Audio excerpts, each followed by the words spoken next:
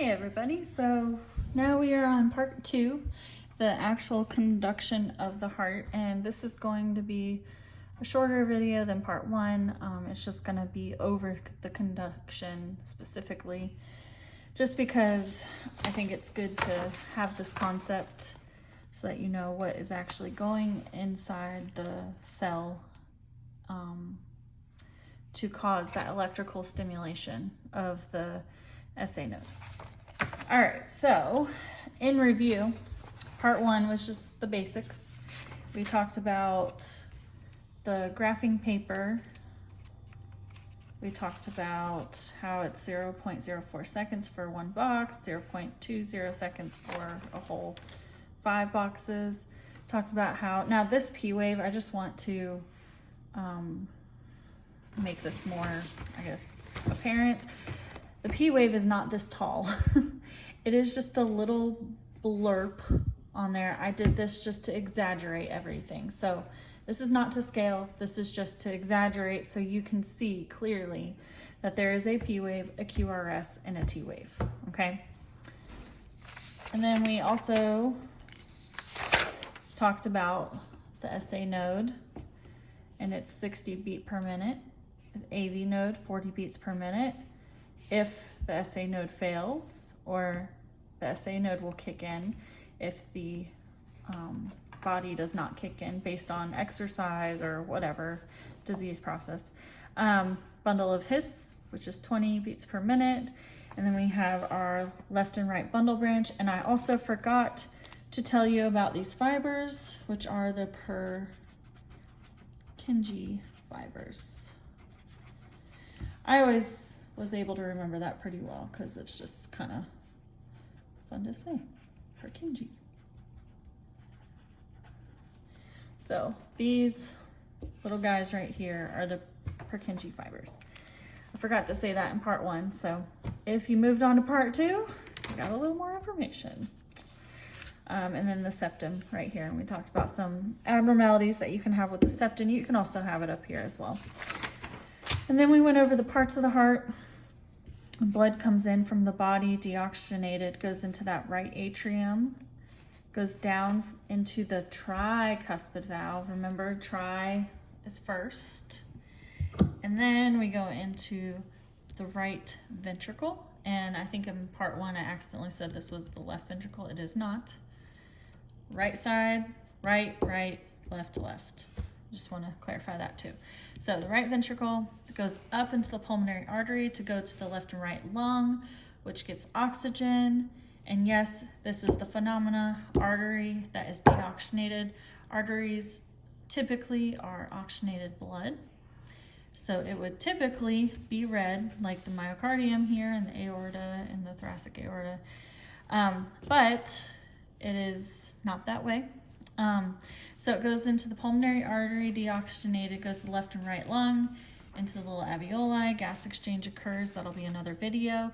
And then we're gonna come down into the left atrium through that mitral valve, which has, tricuspid has 3, mitral has 2. We're gonna eat more first, seconds will be a little less. So 3, then 2, tricuspid, mitral, into that left ventricle, and then it's gonna go through the aortic valve, through the aorta, aortic arch, thoracic aorta, and then right arm, or left arm, left brain, right brain. So again, if you need to practice this, find a sketch online, copy it, make copies of your sketch, and just constantly fill it out. Say it out loud to yourself. All right, so part 2 is the conduction. So this is how these cells get excitable. And I kind of made a, not really a, like, there's not really cheerleaders in the conduction, but I made it kind of fun to help you remember kind of what is happening in the cell as it's going, and then we'll write out the phases as well.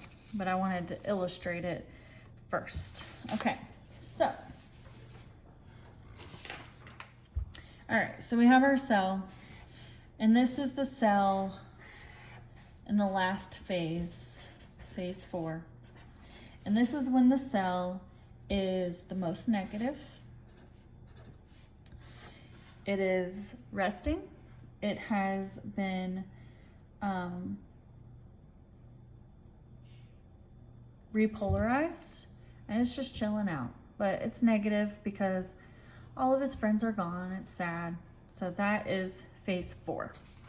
Now I'm going to explain how this guy creates an action potential. So in phase 0, this is going to be the first sharp incline of the contraction of the cell. So if we were to draw an X and Y axis, we have our resting potential here, and then very, very quickly the cell is going to go up. It's going to become positive. So it's negative here, and it's going to become positively charged. Okay? And from the basics, we know if something changes its charge from negative to positive, it's creating movement. It's creating an action potential. So in phase 4, to get to this positively charged area, what happens in my cartoon land anyway, is all of the sodium ions, they see this negative guy in here and they're like, hey, you know, whatever, we'll go in there and cheer him up. It'll be fine. So all of these little sodium ions just start invading the cell, and they are all positive. So we have sodium in here very quickly invading the cell. And the cell was negative, but when we have all of the sodium influxing in, it's not going to stay negative very long. Now, this is where we are the most positively charged, is when these sodiums start coming into the cell. Now, in phase 1, things change a little. So we started with a negative cell. We had our sodium come on board, and now we're positive. Now, what's going to happen is all of these sodium channels are going to close. So all these sodiums, they're going to find a home, and they're just going to kind of like shut the door. And so now, because all of these sodiums are no longer positive, this cell has a chance to slowly become negative. So we have a little dip, okay? So what happens is our little cheerleaders, woohoo, okay, they come out and they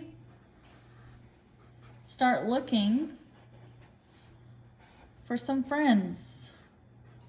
They want their friends to come out of the cell, and they are looking for calcium, and they're recruiting calcium in.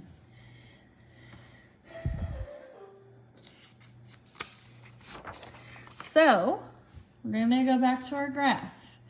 Our cell was negative, then it became positive with our sodium.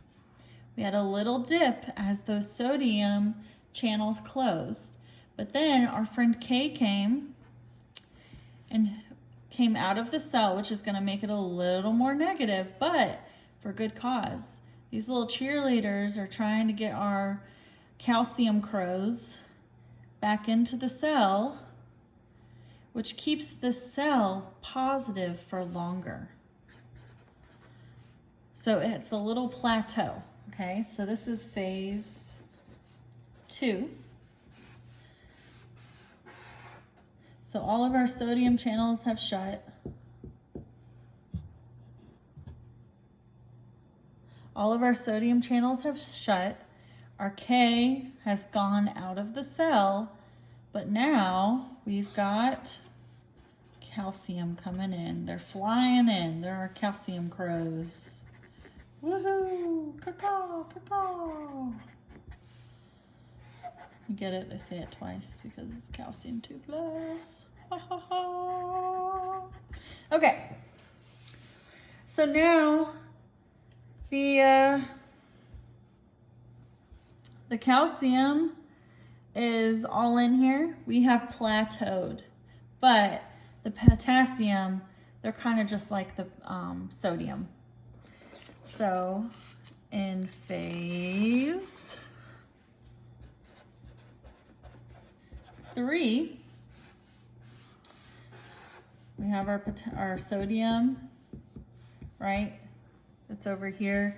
We still have our potassium that's probably just chilling out. There's a little bit left in here. And then we had our calcium in here. I'm gonna make the calcium a different color.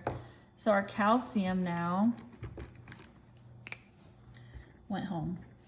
Their door is shut. And these potassium cheerleaders are like, oh no, we're becoming negative because there's no positives in here anymore. There's a few potassiums, but that's not enough. There's more negative. So the potassiums go and look for no help, but it's a suicide mission because there's nobody out there. So it's leaking out a little bit more. And as it's doing that, I'm going to show you on our graph here. So we were negative, had our sodium up here, it made us positive. It dipped down as the potassium went looking for the caw crows.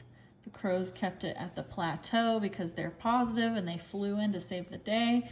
But then potassium tried to recruit some more people. They left the cell, but nobody was there. So we have officially started to repolarize and the cell is becoming negative.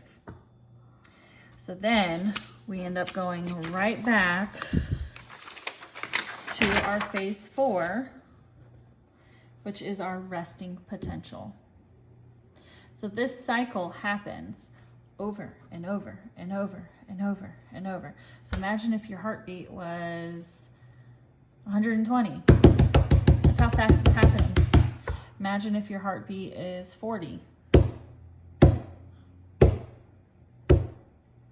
That's how fast it's happening. Your heartbeat is 60. That's how fast it's happening.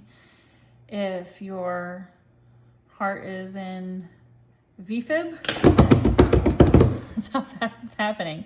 So this little cycle right here is how we get an action potential, okay? So we start with the influx of sodium into the cell. We started negative, but the sodium is making it positive. Phase 1, we are positive, but we need more. So these little potassium guys, they're coming out of the cell because they're our cheerleaders and they're like, oh, we need people, help, help. And that's when the caw crows come on in, right? So it does drop a little bit. It gets a little tiny bit negative, but it's for a good cause because the potassiums found the caw calciums. And those crows came swooping in. And what did they do to our cell? They kept it positive. At least right here. It's not as high as it was, but at least we're staying positive for a little bit longer. That's phase 2. And then, oops. Then phase 3, the calciums shut the door like the sodiums did.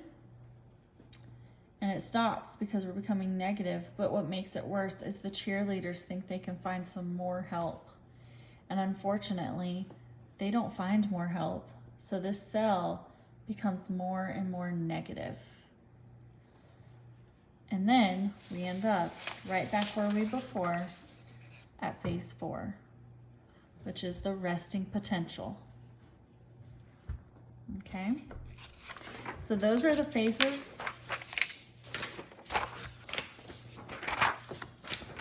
of conduction. This is the cardiac action potential. Okay, this is how electrical stimulation occurs.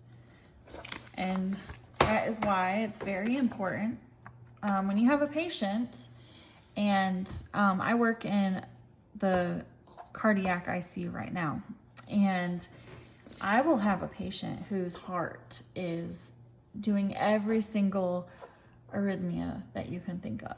And I'm going to say these phrases, you may or may not know them, but they'll be throwing PACs and PVCs and just little ectopic beats and couplets and maybe some runs of VTAC. And I'm just like, something's wrong. It's either their calcium or it's their potassium usually. And so I'll send down potassium and an ionized calcium, and pretty much 100% of the time their potassium is low or their calcium is low. And once I give it to them, their heart is right back where it's supposed to be. And it's because your heart requires the use of